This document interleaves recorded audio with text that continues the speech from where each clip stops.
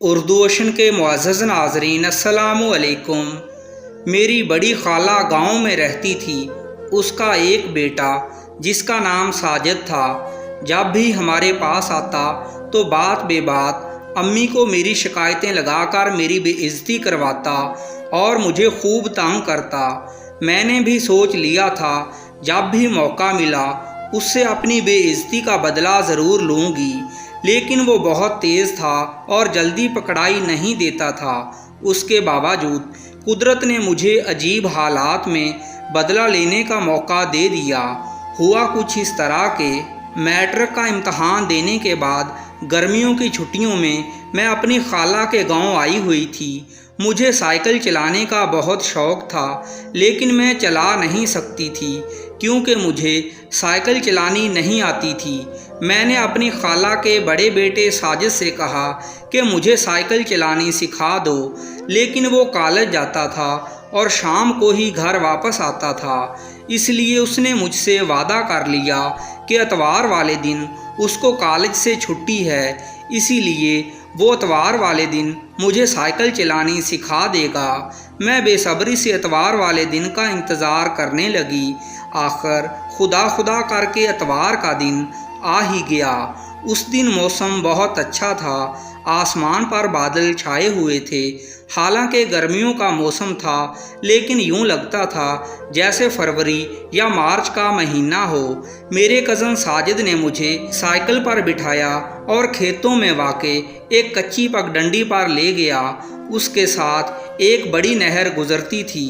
اب ساجد نے مجھے سائیکل کی ڈرائیونگ سیٹ پر بٹھا دیا اور خود پیچھے سے سائیکل پکڑ لی تاکہ میں گر نہ جاؤں، اور مجھے ہدایت کی کہ سائیکل کے ہینڈل کو مضبوطی سے تھامے رکھو اور اپنی نگاہ سامنے راستے پر رکھو اور پیڈل چلاتی رہو۔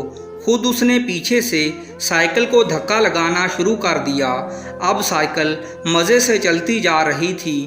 مجھے یہ سارا تجربہ بہت اچھا لگ رہا تھا۔ کچی سڑک پر ہم نے 2 سے 3 چکر کاٹے۔ میں شروع میں ڈر کے مارے چیخیں مار رہی تھی، لیکن اب میرا اعتماد بحال ہو رہا تھا، بلکہ مجھے کبھی کبھی لگتا تھا کہ ساجد بھائی نے پیچھے سے سائیکل چھوڑ دی ہے اور میرے ساتھ ساتھ بھاگا جا رہا ہے۔ لیکن یہ میرا شاید وہم تھا، کیونکہ میں ابھی اتنی قابل نہیں ہوئی تھی کہ خود بخود سائیکل کو سنبھال سکتی۔ اس طرح 1 گھنٹے کی مشق کے بعد میں کافی زیادہ سائیکل چلانا سیکھ گئی۔ پھر میرے کزن ساجد نے کہا، آج کے دن کی اتنی پریکٹس ہی کافی ہے، بس ایک آخری چکر لگائیں اور واپس گھر چلیں، کیونکہ ابھی بارش آنے کا امکان ہے۔ یہ نہ ہو ہم بارش میں بھیگتے جائیں۔ میرا دل کر رہا تھا کہ میں اسی طرح سائیکل چلاتی رہوں، لیکن مجبوری تھی، کیا کرتی۔ اس کی بات مان لی۔ لیکن جب آخری چکر شروع کیا تو ساجد بھائی نے پتہ نہیں کیا سوچ کر پیچھے سے سائیکل چھوڑ دی، لیکن مجھے پتہ ہی نہیں چلا کیونکہ اب میں کافی زیادہ کنٹرول حاصل کر چکی تھی۔ لیکن تھوڑی دیر بعد مجھے جب پتہ چلا کہ سائیکل میں خود چلا رہی ہوں اور ساجد بھائی تو کہیں پیچھے ہی رک گئے ہیں، تو میں گھبرا گئی اور سائیکل کا رخ نہر کی طرف ہو گیا اور میں سائیکل سمیت نہر میں جا گری۔ مجھے سمجھ ہی نہیں آئی کہ میرے ساتھ ہوا کیا ہے، لیکن میں نے سائیکل کا ہینڈل نہیں چھوڑا۔ ایک تو میرا وزن کم تھا، دوسرا سائیکل کے ٹائروں میں ہوا بھری ہوئی تھی، اس لیے میں ڈوبی تو نہیں، لیکن میں نے چیخ کر آسمان سر پر اٹھا لیا۔ جیسے ہی ساجد بھائی کو پتہ چلا کہ میں نہر میں گر گئی ہوں تو وہ بھاگتا ہوا آیا اور اس نے بھی نہر میں چھلانگ لگا دی، لیکن اس کو خود بھی تیرنا نہیں آتا تھا اور پانی بھی کافی گہرا تھا، اس لیے بجائے مجھے بچانے کے وہ خود کو بچانے کی کوشش میں لگ گیا اور ہاتھ پیر مارنے اور چلانے لگا۔ خوش قسمتی سے وہاں سے ایک راہگیر گزر رہا تھا۔ اس نے جیسے ہی ہم دونوں کو ڈوبتے دیکھا تو فوراً نہر میں چھلانگ لگا دی۔ پہلے تو اس نے مجھے کھینچ کر باہر نکالا، اس کے بعد ساجد بھائی کو نکالا اور آخر میں سائیکل کو۔ اب حالت یہ تھی کہ میں نہر کے کنارے بیٹھی روئے جا رہی تھی اور ساجد بھائی تھر تھر کانپے جا رہے تھے۔ جو مجھے سائیکل چلانے سکھانے آیا تھا، اس کی حالت دیکھ کر میرا اچانک ہنسی سے برا حال ہو گیا اور میں مصیبت بھول کر ہنس کر پاگل ہو گئی۔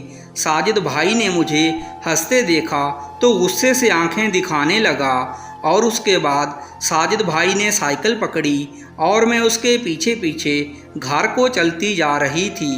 ساجد بھائی میری منتیں کر رہے تھے کہ خدا کے لیے گھر جا کر مت بتانا کہ کیا ہوا تھا، ورنہ ابو میری خیر نہیں چھوڑیں گے۔ لیکن میں نے بھی سوچ لیا تھا کہ آج ہر حال میں خالو کو شکایت لگا کر ساجد بھائی کی اکڑ نکالوں گی۔ اس دن گھر واپس جا کر خالو کو اپنی طرف سے جھوٹ سچ لگا کر بتایا کہ کیسے ساجد بھائی نے میرے منع کرنے کے باوجود مجھے سائیکل پر بٹھا کر نہر میں دھکا دیا اور میں مرتے مرتے بچی۔ ہم دونوں کے گیلے کپڑے دیکھ کر خالو نے فوراً میری بات کا اعتبار کر لیا اور پھر اس دن ساجد بھائی کے ساتھ جو ہوا اس کے بعد ساجد نے کبھی میرے سامنے سر اٹھا کر بات نہیں کی۔ آج بھی یہ واقعہ سوچتی ہوں تو میری ہنسی جاری ہو جاتی ہے۔ پیارے ناظرین کرام، اس طرح کی دلچسپ اور مزیدار ویڈیوز کے لیے ہمارے چینل کو سبسکرائب کر دیجیے۔ شکریہ۔